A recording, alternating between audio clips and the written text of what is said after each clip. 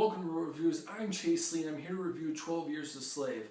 I apologize that my voice is scraggly and it sounds like I've been singing karaoke all night, but in fact I've been under the weather the past few days. But when a movie is this good and this buzzed about, I'm going to go see it regardless if I'm sick, so bear with me guys. I apologize for the voice and the fact that I look like death right now.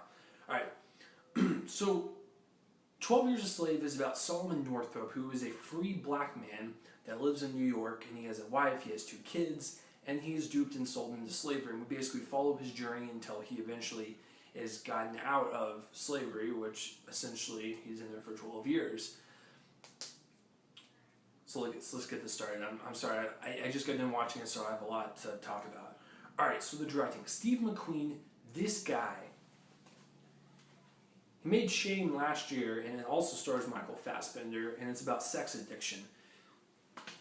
And it's one of my favorite movies from last year. What I really like about Steve McQueen is that he likes to shove everything in your face. He's the type of director that will make you sit down and watch a movie. He will force it to you and be like, listen, this is what happened. You need to look and listen. And I'm totally cool with that. It's the same way with Shame. Like, Michael Fassbender was a sex addict, and every sex scene that happened in the movie, Steve McQueen made you watch it because he wanted to see you go through like the hardships of this character. And 12 Years a Slave is the same way. He makes you look at slavery and look at the horror of it. Like, he makes you feel uncomfortable and feel uneasy. And I did the entire movie. So props to you, Steve McQueen, for making me feel uneasy, because you did. He also, like, from a filmmaking standpoint, it's a very well looking movie. It's really well acted. It's just, the music is amazing. Hans Zimmer. Steve McQueen, it is a masterpiece. It will be recognized for years down the road of how impactful and how powerful this movie was, and I give Steve McQueen huge props to that. For the directing, thumbs up to that.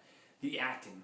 Chiwetel Ejiofor plays the main character of Solomon Northup, and he does a fantastic job, but what surprised me the most was the supporting cast. We have Brad Pitt, Michael Fassbender, Benedict Cumberbatch, Paul Giamatti, Paul Dano.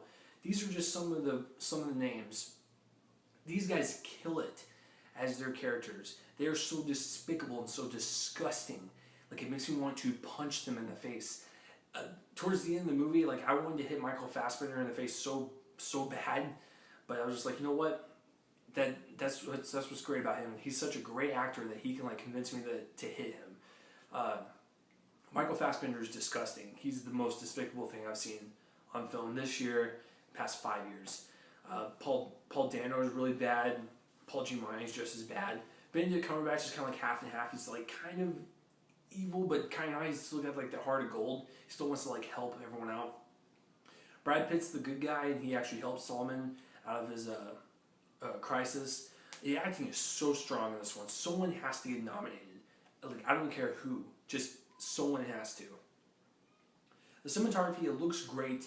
I have no complaints about it. It actually looks really beautiful sometimes and really haunting at the same time. The fact that Steve McQueen will like leave it on an image for the longest time, and it's a really well shot, well lit shot, but it's so disturbing and dark at the same time. That's what he has with this movie. Like, he plays on the good and bad aspects of the cinematography. It's like, it's great cinematography, but some of the parts are really hard to watch. The editing, it's a little over 2 hours, and I gotta say, like, I was gripped throughout the entire thing. I was engrossed in it. As soon as the first image hit, I was shocked. I was like stunned. I was like, you know what? This is gonna be one of those movies that I'm gonna remember for a long time.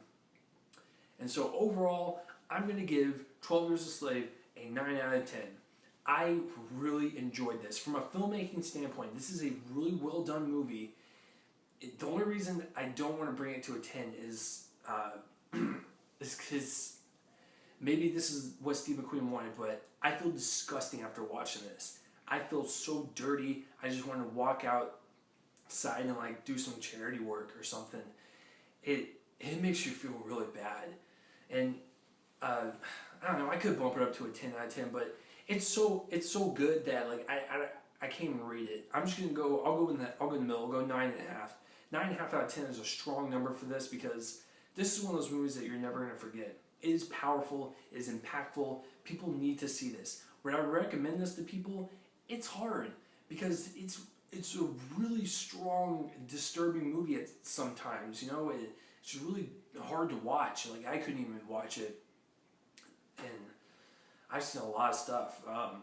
I'm the person that likes all the Saw movies, so like the fact that like this is not like graphic.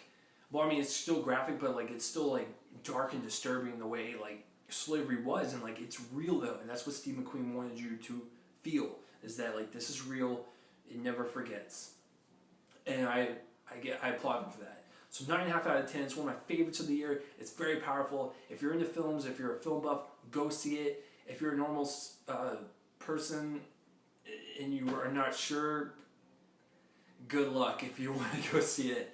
But I had a really powerful experience while watching this, and I really thank Steve McQueen for it. And he's starting to become one of my favorite directors. Shame, Hunger, now 12 Years a Slave. This guy is on a roll. All right. So Brad Pitt has never won an Oscar, but I'll guarantee you he's going to win his first Oscar for a producer for the Best Picture of the Year, which is 12 Years a Slave. I think this is going to win Best Picture. If not, I will be very, very shocked. So, have you seen 12 Years a Slave? If you have, comment in that place right below my face and let me know. Thanks for watching World Reviews. I'm Chase Lee, and tune in next time for whatever I review next. See you guys later.